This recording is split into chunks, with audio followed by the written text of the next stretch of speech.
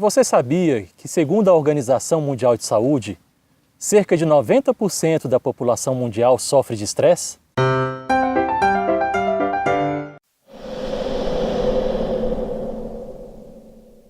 Você sabia que várias doenças físicas e mentais são provocadas pelo estresse crônico? Olá, esse é o canal Estar Presente. Eu sou o Ari e nós vamos continuar a falar sobre estresse. E afinal, o que é estresse? A gente às vezes sente o estresse na pele, é fácil ter essa percepção.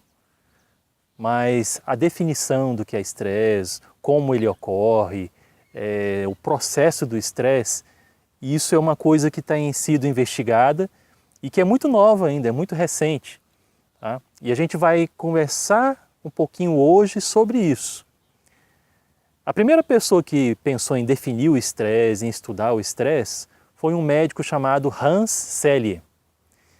Ele deu uma definição sobre estresse que era uma definição mais biológica, né? Ele fala que o estresse é uma reação do corpo diante de uma situação agressora, diante de uma situação em que a pessoa se sente ameaçada. Essa situação ela vai provocar no corpo uma reação que é a reação de estresse. A gente vai ver isso com mais detalhes futuramente. Existe uma outra teoria, uma outra visão, que é uma visão biopsicossocial, que ela define o estresse como resultado de uma relação. É uma relação em que envolve uma pessoa, um ambiente, a situação propriamente dita que está ocorrendo num determinado momento e a avaliação que a pessoa estabelece daquela situação. Então, assim, você tem vários elementos aí. Você tem a pessoa, né, que está sentindo o estresse, que está passando pelo momento de estresse. Você tem um ambiente, que aí entra o fator tanto biológico, um ambiente natural, um ambiente artificial, ou o fator social também. A presença das pessoas, as condições sociais que são colocadas.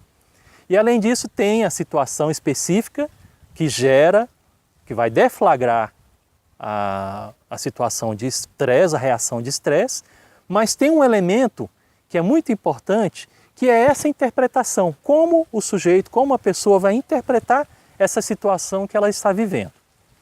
Eu vou dar um exemplo para tentar facilitar esse entendimento. Vamos lá. Tem uma senhora chamada Maria, tá? Essa Maria, ela trabalha bem longe da casa dela. Ela demora 1h30 de ônibus para ir para a casa dela, para o trabalho, da casa para o trabalho. E aí, o que acontece?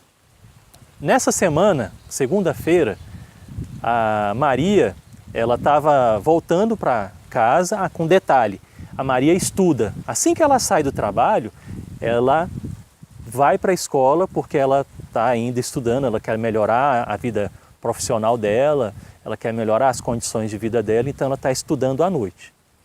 Então o horário é bem apertado, é 1h30 saindo do trabalho, ela chega do trabalho em casa, ela vai direto para a escola. Só que aí, o que aconteceu? Na segunda-feira da Maria, ela tomou o ônibus, tomou a condução dela e no meio do caminho o ônibus quebrou. E daí, até que chegasse um novo ônibus, foi mais 30 minutos de espera. Isso gerou um atraso, né, no horário de chegada normal dela do trabalho, na casa. Ela acabou atrasando para ir para a escola. Só que a Maria ela tem um problema. Ela não gosta de chegar atrasada. Ela se sente envergonhada de entrar em sala de aula atrasada. E aí ela prefere faltar à aula. Só que a Maria também é uma pessoa muito dedicada, ela não gosta de faltar à aula. Então, para ela, na visão dela, o ideal seria conseguir chegar naquela hora certinha e ela já ir direto para a escola. Como isso aconteceu na segunda-feira, na terça-feira ela já acordou com ansiedade, preocupada de novamente o ônibus quebrar.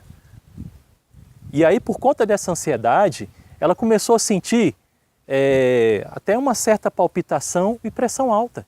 Foi os sintomas que o corpo dela produziu por conta dessa ansiedade.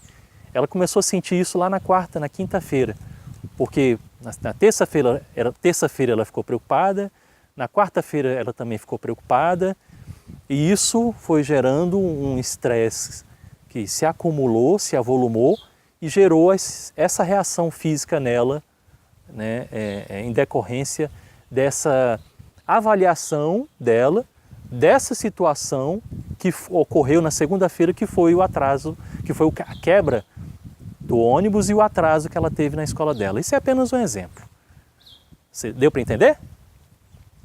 A história da Maria, ela coloca esses elementos, né, de uma maneira bem exemplar. Então a gente tem a Maria, é o sujeito, né, você tem um ambiente em que ela vive, é a questão, ela vive num ambiente urbano, ela vive essas relações de trabalho, né, dentro do meio social que ela vive, tá? A situação que ela está passando, que foi a situação pontual da quebra do ônibus e que gerou um processo avaliativo dela, né, um processo em que gerou o medo, gerou a ansiedade de que esse processo se repetisse. Na verdade, ele não se repetiu, mas ela ficou com medo de que aquela situação em que o ônibus quebrou e gerou atraso, ela chegou atrasada na escola, aliás, ela não foi para a escola porque estava atrasado, né, o receio dela de perder as aulas, né, e de se prejudicar nas aulas. Esse era o ponto-chave, um dos pontos-chaves dentro do processo de estresse dela. Tá? Então, com esse exemplo, a gente queria colocar essa versão, essa definição de estresse, que é a definição biopsicossocial, que a gente considera uma versão mais abrangente. E a gente queria ressaltar também a ideia de que existem processos externos, que nós chamamos de estressores. Estressores é porque gera o estresse, né? Gera o mal-estar, né? Que são externos, e existem estressores que são internos, que é o processo de interpretação da pessoa, que é o processo em que a pessoa está avaliando a situação em que ela está vivendo. Ok? Então, pessoal, isso é o que nós temos para esse vídeo de hoje.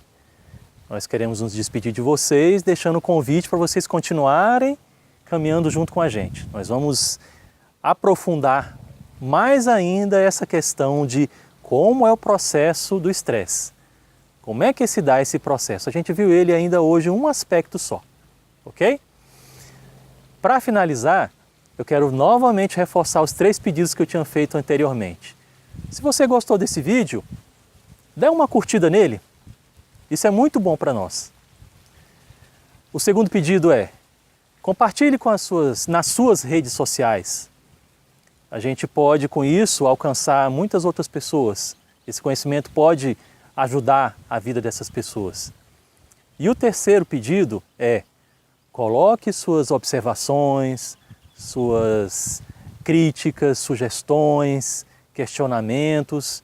Isso também nos ajuda muito. A gente vai aprimorar esse canal, aprimorar o que nós estamos fazendo com a participação de vocês. Até breve.